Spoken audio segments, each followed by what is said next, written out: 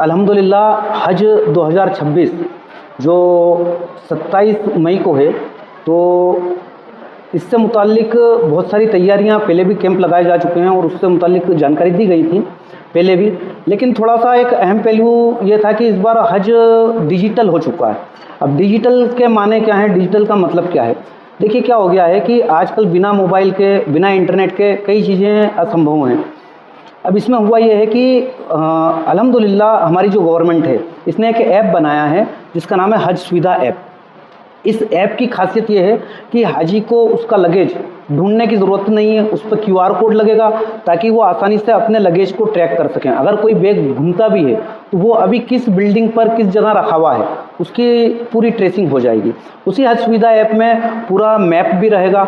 हाजी अगर किसी जगह पर गुम गया या कुछ परेशानी में है तो उसमें जैसे ही वो SOS बटन पर क्लिक करेगा तो ऑटोमेटिक उसकी लोकेशन, जो हज सुविधा ऐप का हेडक्वार्टर इंडिया में बना है, वहाँ पर ट्रेस होगी और वहाँ से किसी को भी हेल्प के लिए जो खादिमुल हुज्जाज जो मक्के शरीफ में मौजूद हैं उन्हें पहुँचाया जा सकता है।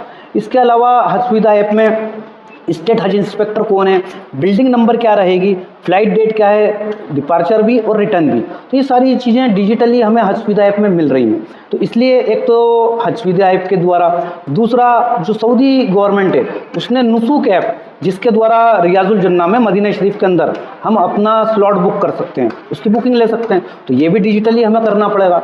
इसके अलावा क्या होगा कि जब हम इंडिया से रवाना हो रहे हैं तो इंडिया से रवाना होते वक्त हमें अलग अलग डॉक्यूमेंट्स मिलते हैं। जैसे इस बार हज कमेटी ने पासपोर्ट जमा नहीं करे, पासपोर्ट की स्कैन कॉपी से ही पेपर वीज़ा सबकी जारी हो गई है और सबको वीज़ा उनके ईमेल पर या इंटरनेट के द्वारा अपनी लॉगिन से निकाल सकते हैं।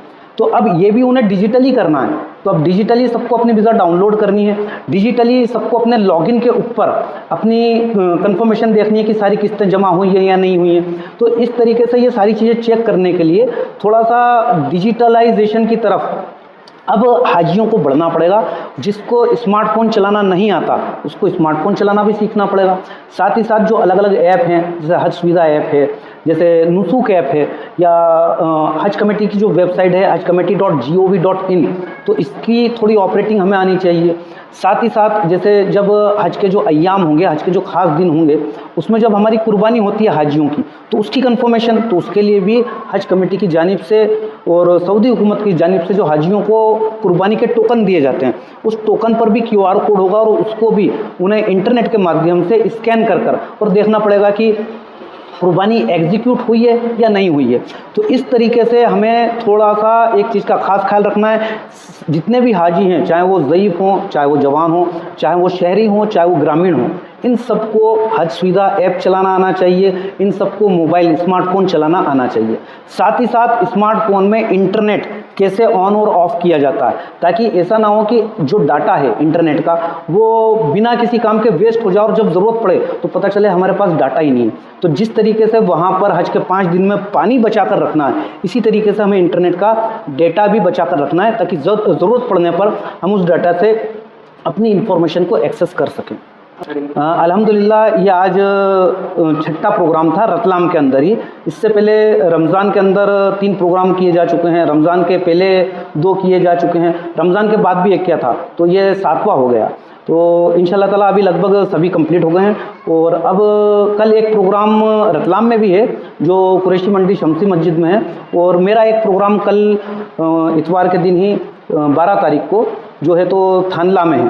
तो अभी लगभग ये सारे प्रोग्राम हो गए। इसके बाद मैं ऑनलाइन सबसे जुड़ा रहूँगा, जो ग्रुप बने हुए हैं हज के, उसके माध्यम से सबको अपनी ऑडियो डालकर भी और टेक्स्ट मैसेज से भी सबकी जो भी अल्हम्दुलिल्लाह अल्लाह के दिए हुए इल्म से जो खिदमत कर सकता हूँ वो करने की कोशिश करूँगा। लेकिन अब कोई और कैंप लगाना मुश्किल है, अगर हो सका तो मैं लगाने की कोशिश करूँगा।